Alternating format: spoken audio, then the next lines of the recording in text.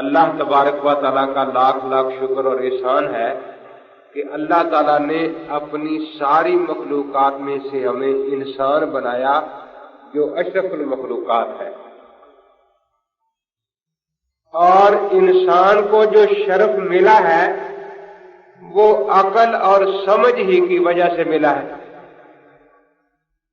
اللہ تبارک و تعالیٰ نے اس کو ایسی عقل عطا فرمائی ہے کہ دنیا میں جو بھی نئی نئی ضرورتیں پیدا ہوں ان کے حل کے لیے یہ ایجادات کرتا ہے۔ کیا کرتا ہے؟ ایجاد کرتا ہے، اور دین میں جو مسائل پیش ہے ان کے لیے یہ اجتہاد کرتا ہے۔ دنیا میں ایجاد اور دین میں، لیکن سارے انسان ایجاد نہیں کرتے۔ ایک نے ہوائی جہاز ایجاد کر لیا، باقی انسان اس سے فائدہ اٹھا لیتے۔ اسی طرح دین میں بھی سارے مسلمان اجتہاد نہیں کرتے، ائمہ مجتہدین نے اجتہاد کر لیا اور باقی ان کے اجتہاد سے فائدہ اٹھا لیتے۔ بات سمجھانے کے لیے آپ سے پوچھتا ہوں کہ آپ کی آنکھ کس نے پیدا کی؟ کان کس نے پیدا کیا؟ زبان کس نے پیدا کی؟ جہاز کس نے بنایا؟ انسان نے۔ ریل گاڑی کس نے بنائی؟ اس کو موجد کہتے ہیں، خالق نہیں کہتے۔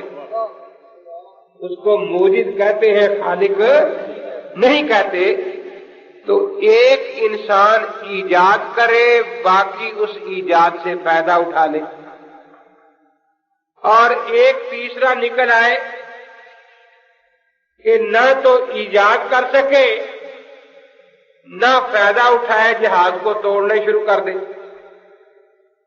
تین قسم کے آدمی ہوں گے نا۔ اسی لیے قرآن پاک میں تین ہی قسم کے لوگوں کا ذکر کیا ہے۔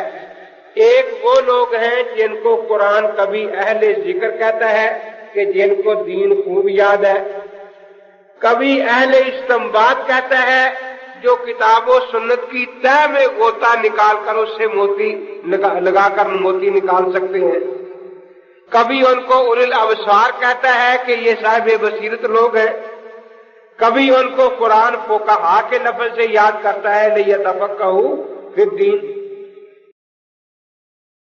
ان لوگوں کو جس طرح نماز پڑھنے کا حکم ہے، روزہ رکھنے کا حکم ہے، حج کا حکم ہے، ان کو قرآن نے ایک حکم یہ بھی دیا ہے فَاعْتَبِرُوا يَا أُولِي الْأَبْصَارِ کہ اے بابصیرت لوگوں قیاس کرو، اجتہاد کرو۔ یہ قرآن پاک کی آیت ہے۔ تو کچھ لوگ اجتہاد کر سکتے ہیں، اب باقی کیا کریں جو نہیں کر سکتے؟ فرمایا فَاسْأَلُوا أَهْلَ الذِّكْرِ إِن كُنتُمْ لَا تَعْلَمُونَ، اگر تم نہیں جانتے تو جاننے والوں سے پوچھ لیا کرو۔ جو اجتہاد کر سکتے ہیں ان کو مجتہد کہتے ہیں، جو ان کے اجتہاد سے فائدہ اٹھا لیتے ہیں ان کو مقلد کہتے ہیں۔ ان کو کیا کہتے ہیں؟ اور جو نہ خود کرے نہ کرنے دے، کہتے نہ کھیلنا ہے نہ کھیلنے دینا ہے، ان کا ذکر قرآن میں آیا صم بکم عمی فہم لا یعقلون۔ بہرے ہیں، گونگے ہیں، اندھے ہیں، نہ خود عقل ہے نہ کچھ، نہ کسی عقل والے کی سننے کو تیار ہے۔ تو دیکھیے جس طرح اس دنیا میں اللہ تبارک و تعالی نے انسان کو عقل دی، اس عقل سے اس نے اپنی بہت سی ضروریات کا حل نکال لیا۔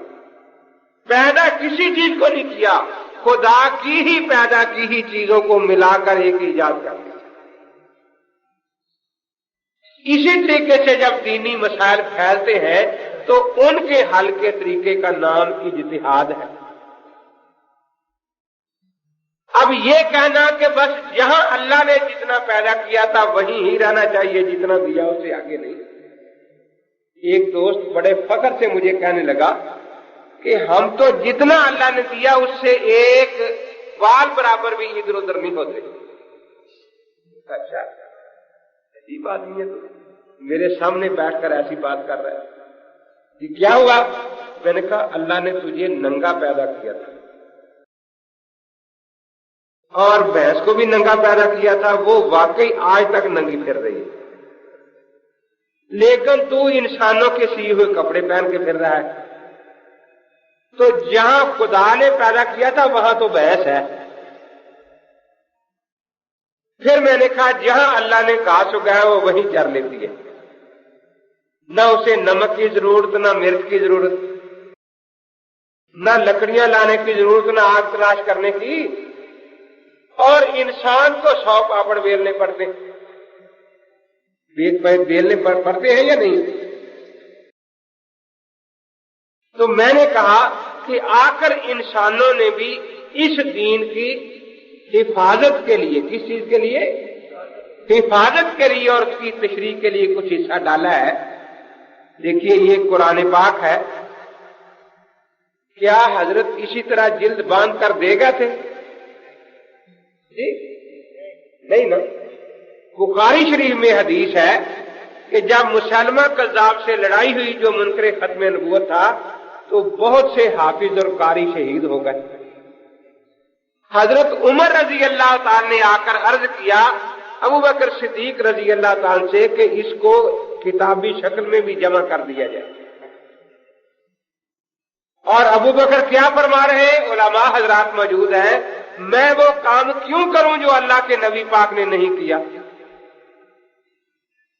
اب جب یہ فرماتے ہیں تو حضرت عمر کوئی آیت پڑھ کے نہیں سناتے کہ نہیں جی فلاں آیت میں ہے کہ جمع کر لینا، کوئی حدیث پاک پڑھ کے نہیں سناتے، وہ کہتے ہیں واللہ خیر، یہ اچھی تھی۔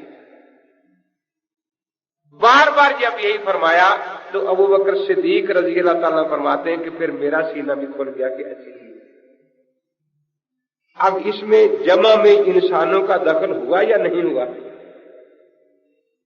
جو کہتا ہے ابو بکر صدیق نے جمع کا حکم دیا، حضرت عمر نے یا ابو بکر صدیق نے بھی زید بن ثابت کو کوئی آیت نہیں پڑھ کے سنائی، نہ کوئی حدیث پڑھ کے سنائی، امتی کا حکم تھا نا، انہوں نے بلا مطالبہ دلیل مان کر اس قرآن کو جمع کر دیا۔